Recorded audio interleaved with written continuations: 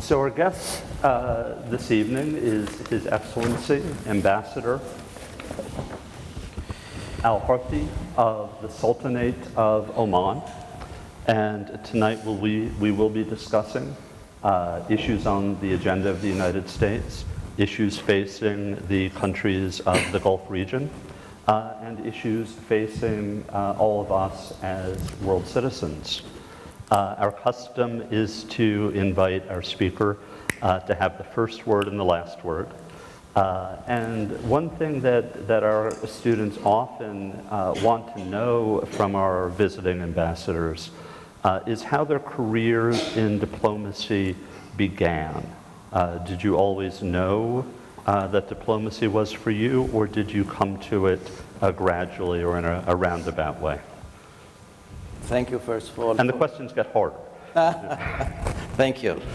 First of all, let me express my pleasure for being with you this evening. And when I got the invitation, as I said to you earlier, that I thought this is a chance for me to escape the hustle and bustle of Manhattan and the UN and come to this lovely place and this historical building. And when I was coming, I saw you have celebrated the 75 years.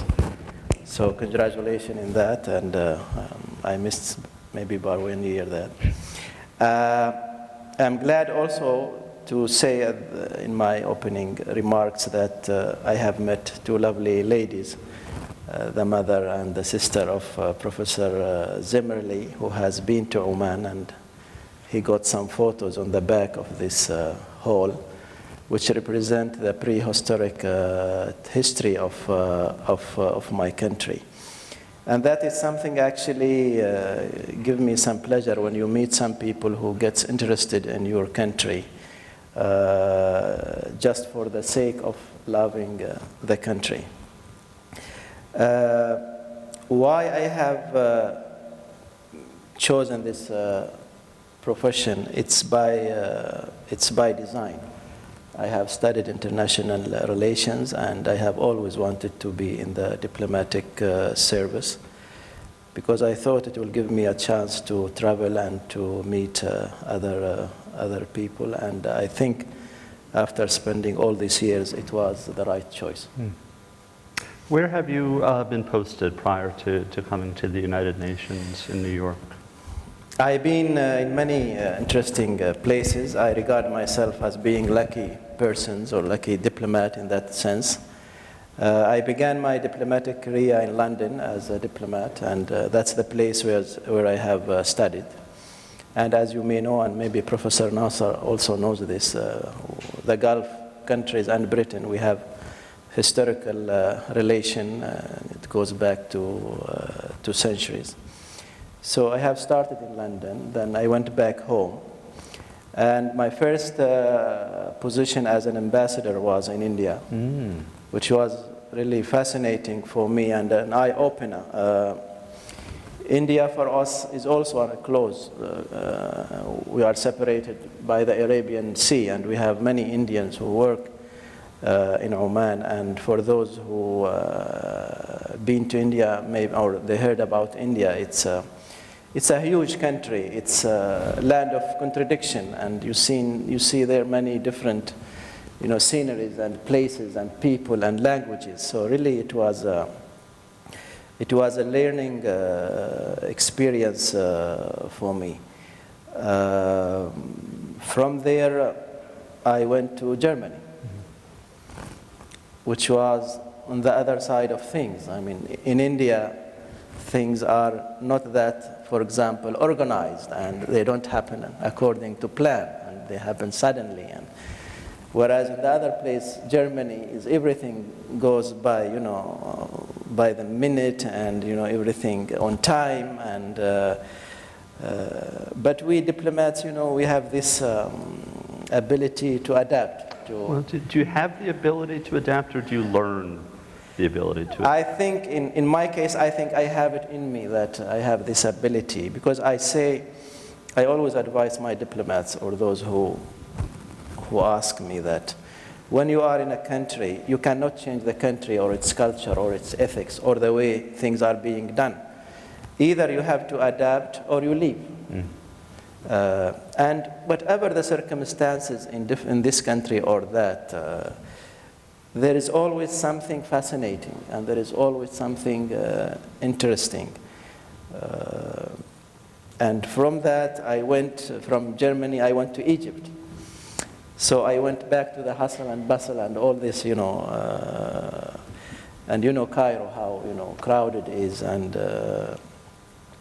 But Cairo for us, the Arabs, is an important place. It's the center of, in many cases, the center of things in the Arab world. And it's also a land of civilization. And in my case, it was also something I will cherish because I have lived all the upheaval which came after the Arab Springs. I was there from 2010 until 2016. The Egyptians, in many cases, they have suffered, and there are different views in how to assess what has happened.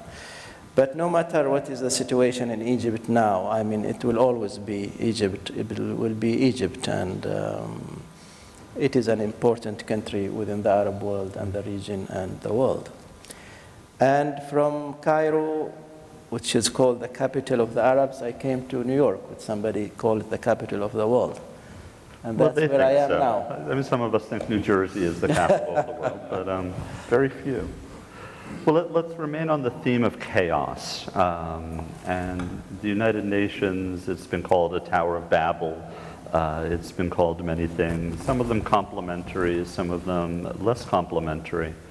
But when you consider that it plays host to representatives of nearly 190 countries, plus multinational organizations, plus non-governmental organizations doing their work, it is unlike any place on earth, isn't it? It is, yes. Yeah.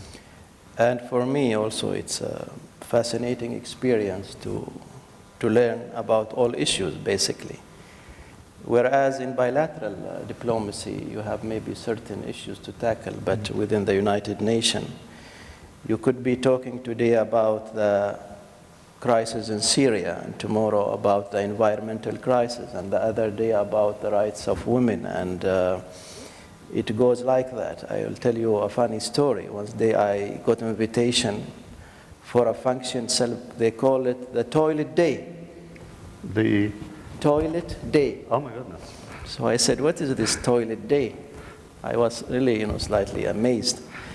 But it tend to be, it is something noble. I mean, this function is to raise awareness about the lack of sanitation and, the lack of toilets in some countries. Mm-hmm. And it's really a serious business.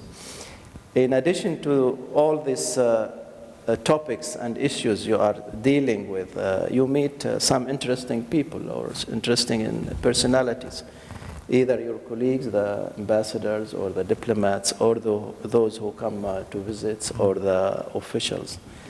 So it is really, for a diplomat, I think it's a school by itself, and I really advise anybody who is intending to be a diplomat to try or to aim to work at least in certain part of his life within the United Nations. Oman is a relatively small country, but a relatively important country geopolitically. How do you find your way through the UN to advance the agenda of your country, of your government? Is it through coalition building? Is it through horse trading, as we say? What's the approach? I think it can be in different ways. Being an Omani and being from Oman, maybe it's slightly, for me, it's an easier way to go through the UN, because at the outset of it, we don't have any real, political issues like some countries. They fight Yeah. in certain issue, this or that. And because of our, I think, policy and which is, or the principles of our foreign policy, which really does match the principles of the United Nations. So that really makes it, we can match with the United Nations. And there is, for us in Oman, there is no room to quarrel in most instances with the United Nations. Being also Oman being part of the Arab group, we work within the Arab group, especially to advance the Arab causes, and in particular the Palestinian issue, which has been there now for ages. So in this issue, especially now, we do coordinate. I mean, in what exactly we do and how we demarch if we want to demarch to the United Nations or to raise certain issue or that. Also, we coordinate within the Arab group in certain social issues, vis-a-vis women or certain rights here and there. There is some sort of coordination because, since we have also the same social norms and the same Islamic religion, so we have to take sometimes certain stands. In the larger picture, we work through the Asian group and Islamic cooperation, also Islamic cooperation group. What is also there, which I have discovered and seen in the United Nations, you find what you call friends of something.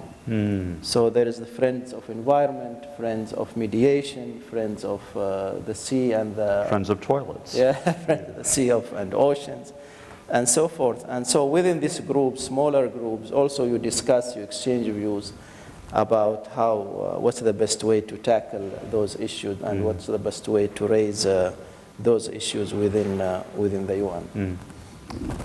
Recently, it may have been yesterday or the day before, the newly appointed United Nations Special Envoy for Yemen and the continuing civil war and political crisis and humanitarian crisis there, singled out Oman as being of pivotal importance for resolving the crisis of Yemen. Do you agree with Oman's pivotal role? And if so, how would you characterize that role? How would you define it? Yeah, you are talking about a British guy. His name is Martin Griffiths. He is recently appointed as the UN or the Secretary General Special Envoy to Yemen. He succeeded a man who is from Mauritania, Ibn Sheikh. He been to Oman recently, I think last week, and he met my minister. I am yet to meet him, I think next week. He will come to give a brief to the Security Council. We do really play a role in the Yemeni crisis because of the situation or because of our location. We are neighbors with Yemen. We have borders of about 180, I think, miles. And in the south of Oman, where you have those photos, which is Salalah, this area is neighboring Yemen. And within this neighborhood, there is social, interaction, tribal interaction, and families, and marriages. And Yemen, for us Arabs, and maybe Professor Nasser, he knows this, we Arabs, we think of ourselves, most of us, we come from Yemen, if not all of us. So Yemen, in a way, it has a special place. In the early 1970s, when our Sultan, who was the leader of the country, came to power, there was a war. We call it the guerrilla war. It's led by some communist insurgency. And it was emanating from South Yemen. South Yemen was a communist country at that time. And this has lasted until 75, when we had a peace agreement and all the guerrilla, they came to Oman. And since 1975, when it was still South and North Yemen and then United Yemen, we really enjoyed a very friendly neighborhood relation with Yemen. And we regard the Yemeni people as our brothers. And when this recent crisis, which you are talking about, took place after the Arab Springs, the Gulf countries, the GCC, which is Oman, Saudi Arabia, Qatar, Bahrain, UAE, and Kuwait, when they were working together, actually they envisaged a plan for a transfer of power in Yemen, where President Saleh, the late former president, abdicated, in the assumption that the opposition will share the government and Hadi will take over until they have a new election. Then things actually developed in a different way when the Houthis, who came and got the control of the capital. The Yemeni government or the Yemeni leadership has asked Oman to intervene and to mediate. And that's what we did. But not to take sides. No, we don't take sides. We always say we have the same distance from all the different parties conflicting parties in Yemen. And that's why we didn't get involved in the war, which took place later on. Because we think that since we think ourselves that we are a peacemaker or peacemakers, we cannot involve ourselves in taking sides or involve ourselves in wars. In addition, it's one main principle of our foreign policy is that we do not intervene in the affairs of the other country. We think that each country has to solve the problems by itself.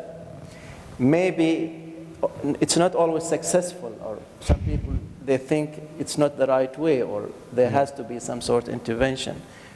We do not believe in that, because we think foreign intervention or regional intervention maybe can complicate things. And since this crisis began, we try to mediate, we try to bring the conflicting parties together. And in late 2016, actually, we managed to make them agree for a roadmap to solve the problem. And this was witnessed by the previous Secretary of State Baker, in Muscat. But then they didn't adhere to this agreement.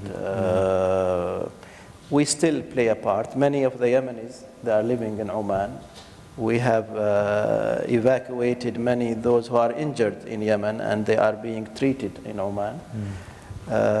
So also at the humanitarian level, we try to do our best according to our... And certainly when you look at the situation in Yemen, not all of Yemen's neighbors have kept their hands off of the war. Is it your sense that the interventions of neighboring countries have made the situation worse? You see, Yemen is also important to other countries, and in particular like Saudi Arabia. And I think all of us, we need a peaceful and stable Yemen. And whatever happens in Yemen affects our national security.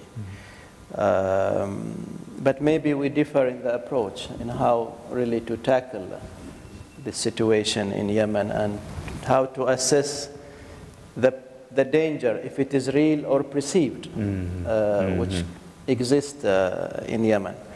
In our case, that we think we can work and deal with all Yemenis, regardless to their affiliation, regardless to who they are, and no matter who is in government in Yemen. We think in Oman, we can deal with him, we can make business with him, and we can coexist with him.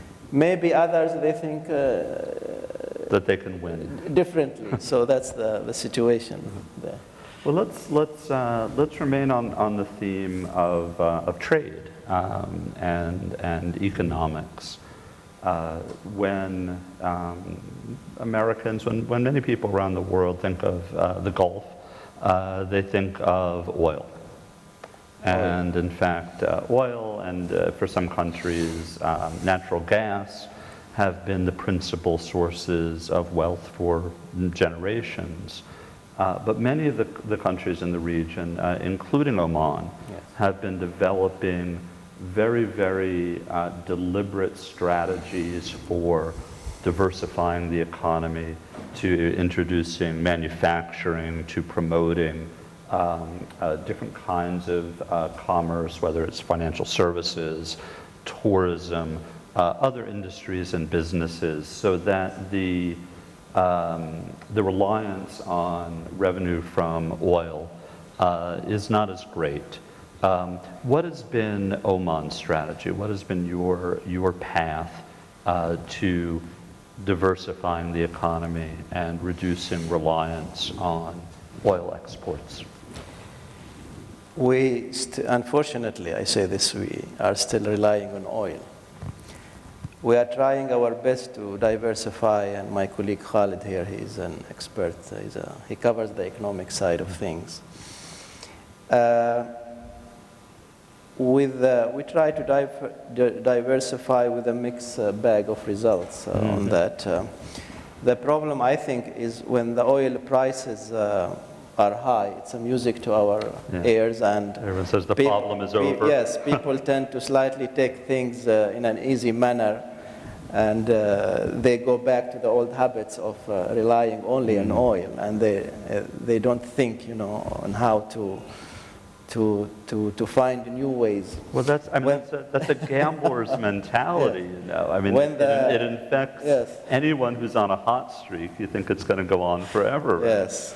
But now when the oil price is really down, that's the time when everybody tries to think what we should do to diversify. But we have started long time to diversify by, as you said, by putting emphasis in the financial services, encouraging tourism, also encouraging small to medium industries. But also to encourage people to go to agriculture and the fishery sector. But still, I mean, there is a long way to go. And at the moment, we have what we call the vision of 2040, where the main, theme of this vision is actually to take Oman away from the reliance on oil. And there is what's the new thing there, what's going on, there is an interaction and a dialogue with society, where those who are responsible about creating or writing this vision, they go to different parts of Oman and they meet with different people and different section of societies, young, women, old people, and people of the industry, just to see what we call an inclusive approach to things. So at the moment, we are really working hard to diversify and to go away from oil, especially since you guys in America, you are, I think, self-sufficient. Apparently, we found our own oil. Yes. If we had only known that back in like 1977, things would be very different. Yeah. This is a problem that's facing every Gulf country that is fortunate enough, or depending on how you look at it, unfortunate enough to be sitting on a pile of dinosaur remnants. To what extent are countries looking for a regional solution or regional cooperation to promote economic diversification? And to what extent do they see each other purely as competitors, the Emirates and the Qataris and Oman and so forth?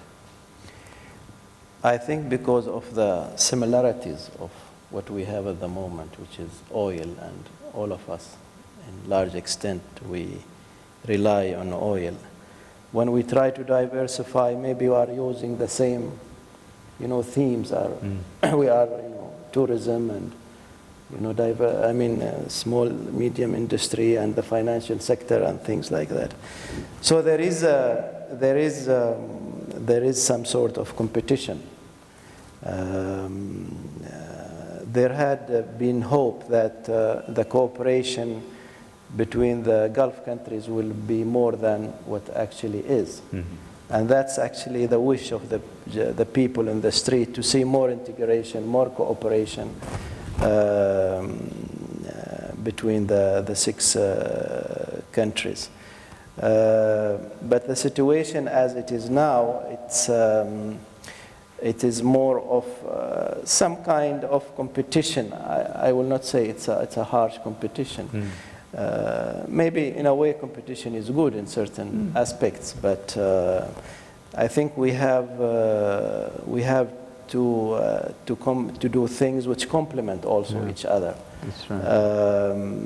Is there a free trade zone in the Gulf area? There is, but I don't know how far it has been implemented. But there is, and there is. This took actually a long time how to agree with it, because it's to do with some even social restrictions in one country, and there is no social restriction in the other, so it's a bit complicated.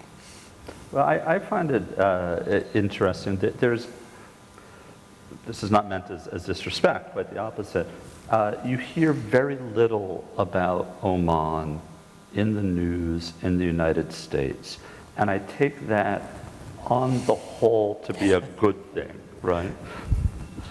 But there are some very interesting policy developments in Oman. I was reading recently that the government has adopted a new set of taxes that will be imposed on what they're calling luxury items, and what they're also calling goods that are harmful to the public health and the environment. Could you tell us a little bit about how that set of policies developed and what the objectives are? Okay, let me first talk about Oman and the U.S. Okay. That's what you mentioned, since you mentioned this. And I'll go a bit into history, so please bear with me on this point. The first actual contacts between America and Oman actually was in the 1799, when the first American ship visited. Oh, that's right. You guys were pirates then, weren't you? No. We were some sort of merchants or regional sea power at that time. No, this is commercial. Oh, okay. Not military ships. Then the interesting things, what happened in 1840, Oman actually sent the first ever Arab envoy to come to America. Mm-hmm. And actually he came to New York at that time. And his painting or his portrait still hangs at the office of the mayor of New York. His name is Ahmed bin Nu'man. I have one copy also of that portrait. And this guy, when he came, he has an entourage, all of them wearing an Arab dresses and bringing horses and, some chess boxes and oriental carpets, and as a gift to the presidents and the leaders of that time. And it became a problem that what they do with this, with these gifts, because according to the American law, you cannot accept gifts. So it reached even the Congress. They have discussed what to do with these Omani gifts. Then I think some of them it was sold, some of them given to museums, and maybe some charities. You are right, we are not as known in the U.S. as maybe others, but if you come to think of it, other countries which you mean, maybe some of them they are known because of oil. Yeah. Some of them known because they have a crisis. Mm-hmm. They went through a crisis. Some of them known because there was war. Maybe our fortunate or unfortunate, we don't have all of that, or we haven't gone through any crisis. But I think within those who know things about our area, Oman is known, and I think it is, in a way, it is respected for that. Very much so. And you said about taxes. Yeah, we do have recently implemented some taxes, but we don't yet have any, for example, income taxes in Oman, which is also in other Gulf countries. They introduced some taxes in gasoline and oil, Khalid, and maybe, as you said, in some... Well, I have the list here. some alcohol, not surprising. Tobacco. A lot of people welcome that. Yeah. Ham, so that would be a problem. Soda. So if you want to get your Dr. Pepper on in Oman, you'll be paying 40% more. I raised this question. But I'm sure it's less than what is imposed here in the... Well, what's interesting in the States, is that in the States, every time there's a threat to increase taxes on things that are perceived widely perceived by impartial scientific minds to be really bad for the country, there is a horrible political backlash against such things. Yeah, in our case, taxes is something new. At certain stage, the Gulf countries, they had no taxes at all, whatever. Government was paid out of their share of the oil revenue. Yes, except in some commercial activities or investments. But for the individuals, there were no taxes. So this is something new. And it is also, as you said, I mean, the people, they are trying to adapt to it. Not everybody is enthusiastic. I imagine so. So the government also, they are trying hard to try to convince people that the time has changed. Oil prices are down, and you have to take your responsibility, and we have to do something for your own sake. Yes. Very good. Another interesting policy area, I think, perhaps for many of the Americans here, are Oman's immigration policies, both historic and regional. Correct me if I'm wrong, but the population of Oman is maybe 40% foreign-born. 45. 45% foreign-born. Can you tell us a little bit about what it's like to live in a country that is, in that respect, so diverse? Yes. This situation arose not only in Oman, but in other also GCC countries because of the huge development which took place and still taking place in our countries.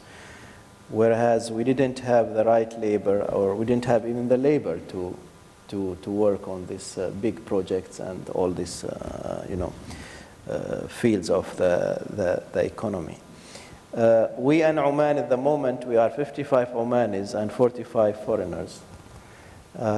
But we are, maybe Professor Nasser know this, we are much better than other countries where the population of the country, it's like 10% or even less, and the foreigners like over 85, 90%.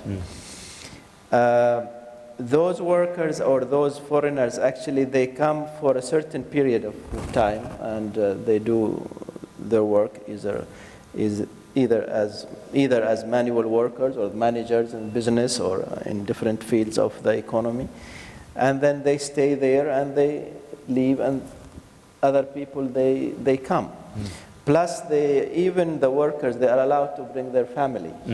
And their children. So actually that's one thing which increases the number. It's not only a physical, man working, so there is his family, there is his children, and maybe his father and mother. Possibly even cats. Yeah, so that's what actually adds to the number rather than, we have, in a way, it's a contradiction. We have this like now 1 million or less of foreign workers. But on the other hand, we are trying hard to find job opportunities for our people, the Omanis. So that's the challenge. I mean, how you can balance between these two needs of your own, nationals or young people who are seeking some jobs, and but maybe they are not qualified enough, or maybe they don't want every kind of job. And on the other hand, you need to bring some foreign workers or some foreign managers to deal, especially in some speciality. Part of the narrative of Arab Spring, part of the discourse came from, shall we say, disaffected youth, from young people who did not see before them the sorts of opportunities that they aspired to. And the Arab world is by no means alone in experiencing a kind of generational discord over that very question of whether the young people would have the opportunities and the quality of life that their parents had. And the sort of, maybe the imaginative assumption that we have is that we'll all do better than our parents did. I'm still waiting to do better than my parents did, but maybe someday I will, and maybe the young people here will as well. Was that part of the conversation in Oman as well? This sort of discord between generations? I don't know whether I call it discord between generations, but there is the young now, either in Oman or other Gulf countries or even in other parts of the world, they have different or new means, of knowledge and new means to equip themselves. And they have this, the world is open for them. So they see, they hear, they interact with they interact with their peers in a different manner. So the way they look into things is definitely different from the way maybe we looked or our fathers. And even their aspirations, their thoughts of the future and what they want to do, they are more ambitious and they are more vocal. And they are more, ready to say what they think or to ask for what they need, and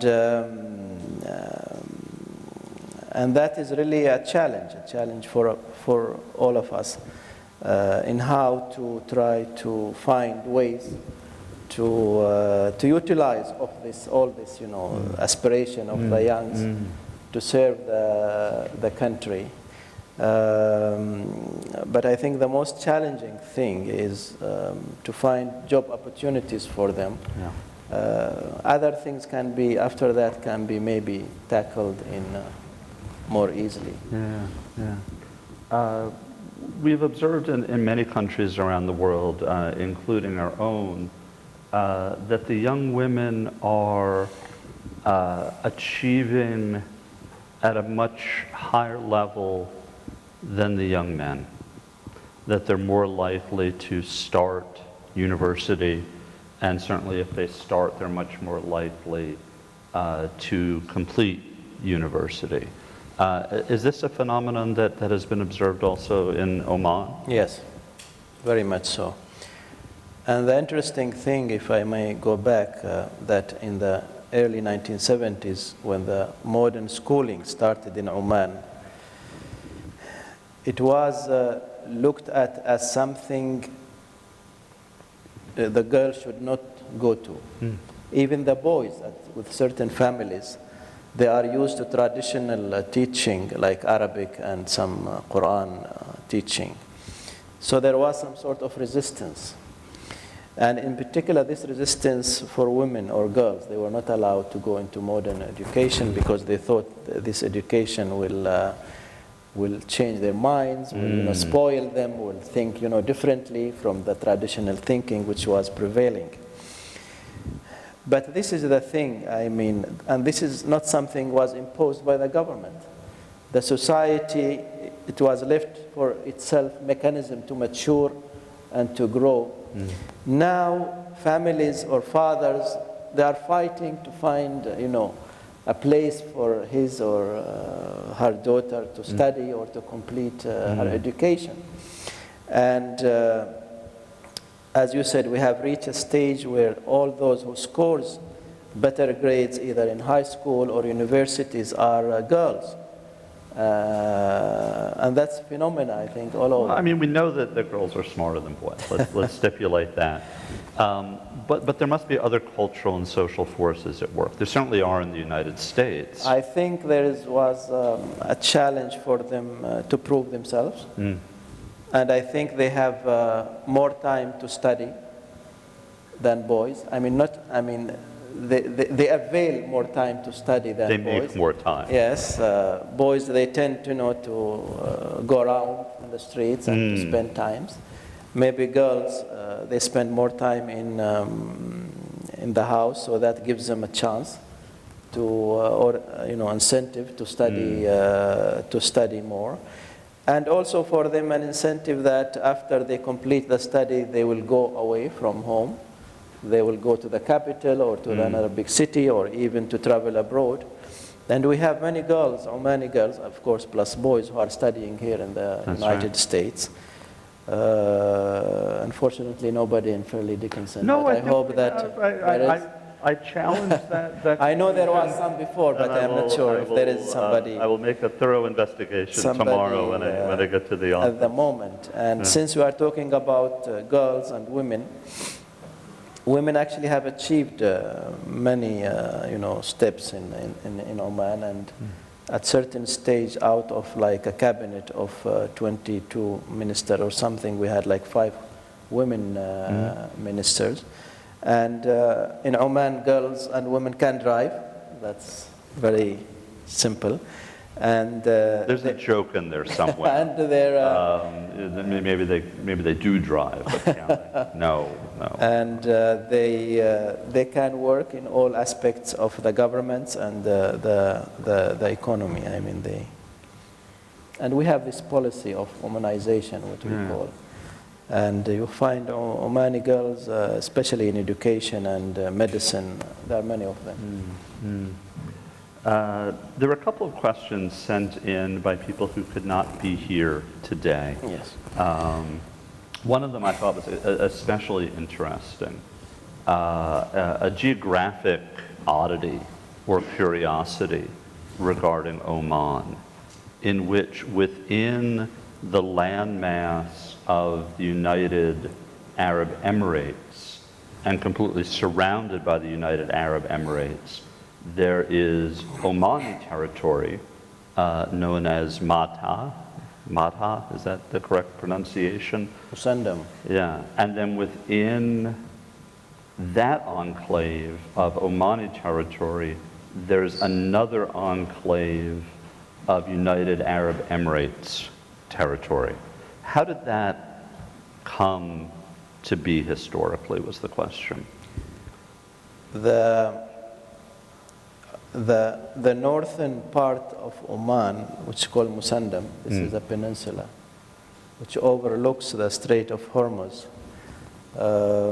Actually, that is all surrounded from the land side by United Arab Emirates. And within Oman and United Arab Emirates, there are some pockets of this is Oman, this piece is for Oman, but in most of the land is surrounded by UAE. And within the UAE, there is a piece of land which belongs to Oman, but belongs to UAE, but surrounds by Oman. That's, I think it's mostly to do with some tribal allegiances and families' allegiances in the old days. Things have developed to this, and when they come to demarcation of the border, maybe that have been put into consideration, and they couldn't do anything about it, so it has existed there, but it is a fascinating and existing without, and where I wanted to go with this, existing without conflict. existing? Mostly, yes. Yeah. In mostly. Sometimes some skirmishes between. Well, certainly, if you go and you But, try to but impose the soda tax in But in general, way- yes. I mean, they coexist in a peaceful manner, yes. And this peninsula from Sindam is actually, it overlooks the Strait of Hormuz. And the Strait of Hormuz is one of the most important, water pathways, which we overlook or oversee. We share that border with Iran. Oh. And A water border. Water border. Water border. And but so it's a very strategic location. Yes, it's very strategic. Before we run out of time and turn things over to questions from our audience, is there something else that you would like to tell us about Oman that you would like us to know about Oman or think about when we think about Oman? If I may just say that about our foreign policy and the principles which guide our foreign policy, if I can say a few words, that we are guided by the principle that we would like to establish relations with most or all countries of the world. And one element, as I said before, of our foreign policy is non-intervention in the affairs of others. Also, we have total respect for international law, norms, and conventions. Also, within our foreign policy, we would like to play within our, to play a role in trying to resolve disputes, especially in our region. So we want to be active in mediation. The foreign policy of Oman actually has been, if we talk about the formation, what has affected the formation of foreign policy of Oman, and why it is slightly described as, sort of independent foreign policy compared to other countries in the region. That's to do with the geographical location, as we talked about. It's to do with the history, where Oman has, by nature, the Omanis, they are a seafarer people. They have reached the shores of China and East Africa, India. So they have this opening and this, sense of when they thought of traveling, they thought of the sea and the ocean, not of the desert and the land, because it was not a nomadic culture. No, I think it was more accessible for them to travel through sea. And actually, the Omanis, they have spread, especially in East Africa, and they have established presence, especially in Zanzibar. And if those who know about Zanzibar and they go there, there is some heritage in Zanzibar, which is actually of Omani origins. In addition to that, one element also which has guided or affected the formation of our policy, and that is the vision of His Majesty the Sultan, who is the leader of the country for the past 47 years, where he has always advocated, peaceful coexistence and tolerance, and that something we are proud of. We have always supported the peace process in the Middle East. Oman was among 3 Arab countries who supported President Sadat in his initiative in the late 1970s. And the Camp David agreement, we kept the diplomatic relation with President Sadat. And since then, especially after Madrid conference, we have played an active part in trying to, at that time, trying to encourage the opening, which was happening. But unfortunately, things later on have developed in a different manner. So basically, maybe in a quick nutshell, this is something I want to say. We are proud that we have also good relations with almost all countries of the world, including the United States. Which is not always easy to do, let's be honest. Not always easy to do. Sometimes you come into some sort of pressure, but we stand for what we think is right. As some of you know, that Oman has played a part in this nuclear agreement between the West and Iran. Maybe the evaluation of that agreement now is coming under some sort of review. But we were glad that we played that part, because we thought by doing that, the world has avoided confrontation, which was good for us, good for the region, and also good for the world. With the United States, we have a good relation. The contacts are continuing. Recently, Defense Secretary Mateus has visited Oman and met His Majesty, and before him, Mike Pompeo, also in his former capacity, also visited Oman. And my minister was here, the foreign minister, and also the defense minister. So, is there a security relationship between? There is, yes. There is agreement on the military side since some sort of cooperation since the 1980s. It is being renewed. And there is also cooperation in intelligence, sharing information, also on the fight of extremism and violence. That's cooperation. Yes. So we have just a few minutes for questions, and then you are all invited to a reception to meet the ambassador. That will be in the Sullivan room or the Hartman room? Hartman Lounge, immediately after the program. Who would like to ask the ambassador a question? The handsome gentleman, no, the other handsome gentleman, I'm sorry. One question there, and then the second, in the second row. And this is where things get very difficult. It's okay. Hi, I'm Martin.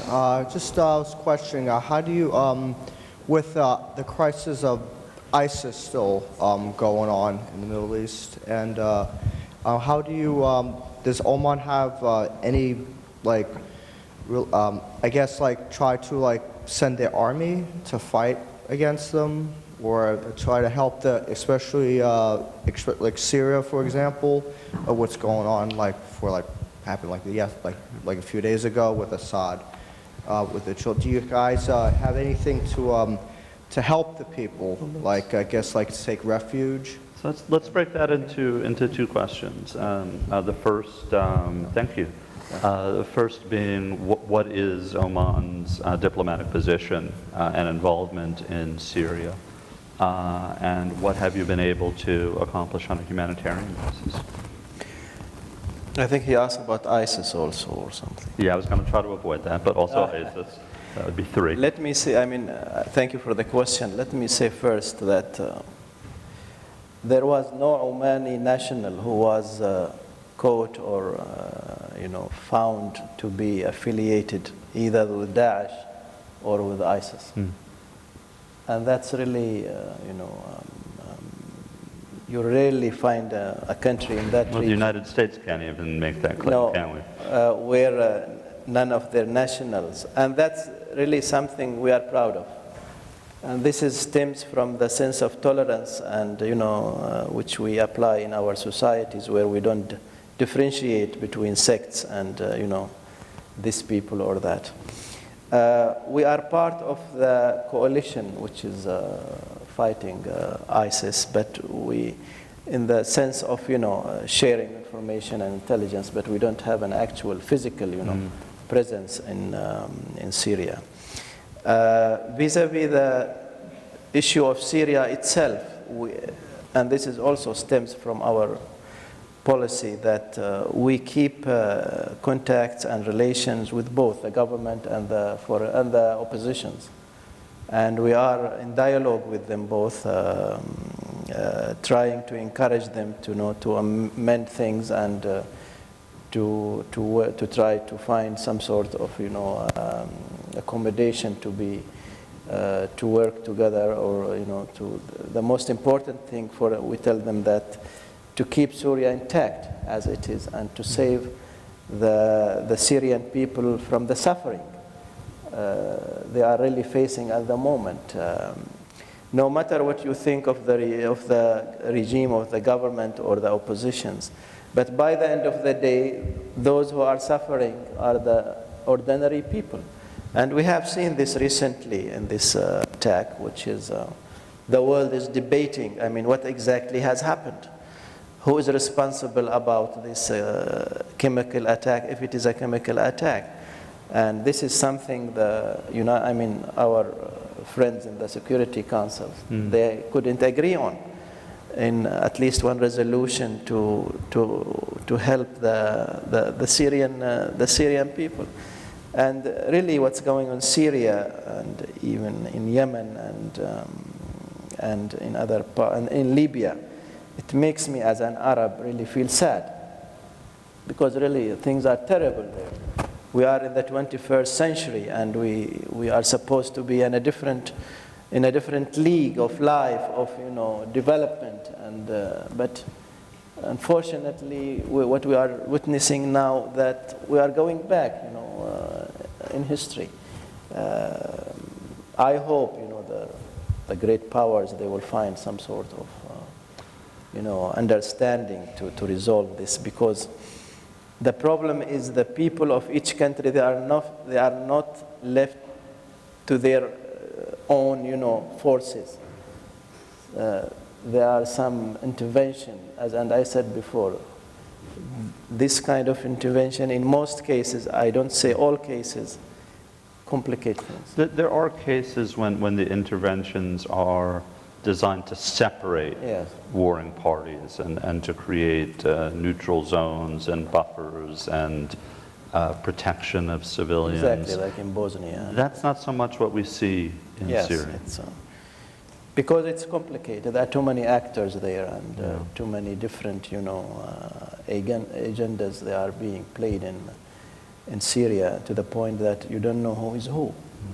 And it's really, we are seeing that the crisis is, spreading to the neighboring countries, and even to Europe with all these refugees. There are millions of refugees. Are there refugees from Syria in Oman at the There are present? quite few, yes, quite few, yes.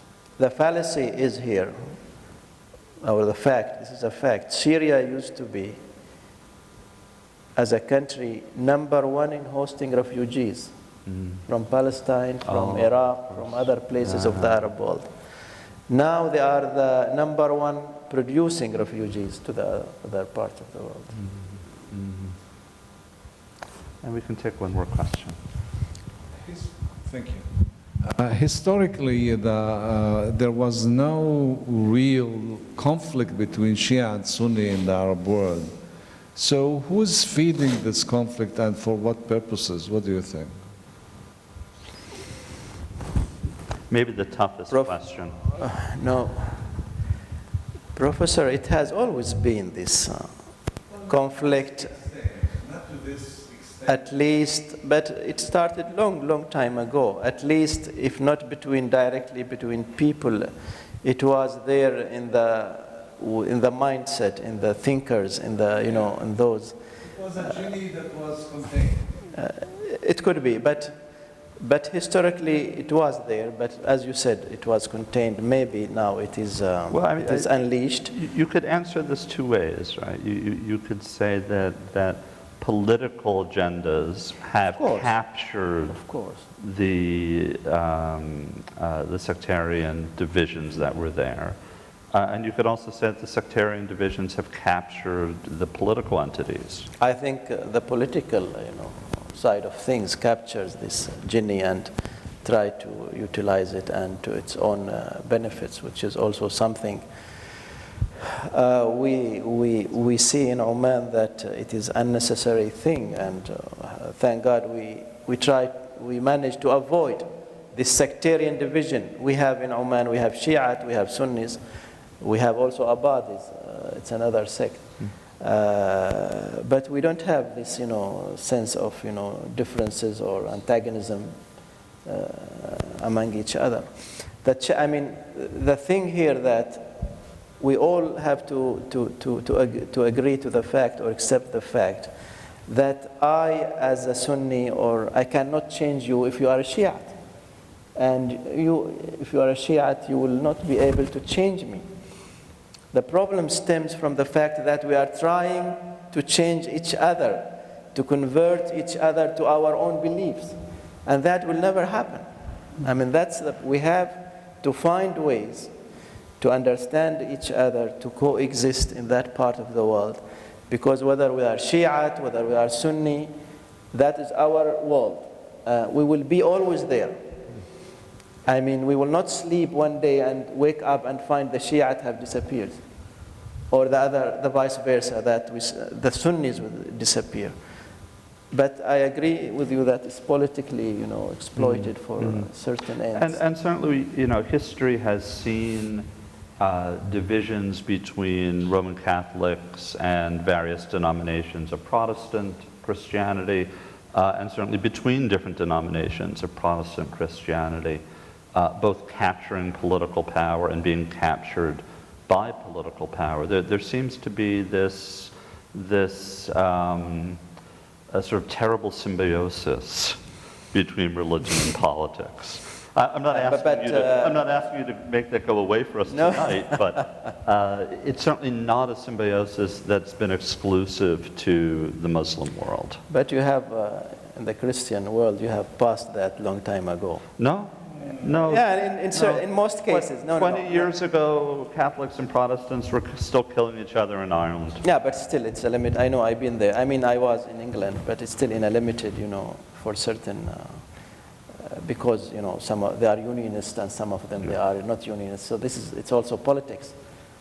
In the Arab world, unfortunately, it seems, as the professor said, we have just started. Thank you, everybody, for coming and for staying. You must come to the reception. Join me in thanking the ambassador for spending the night with us.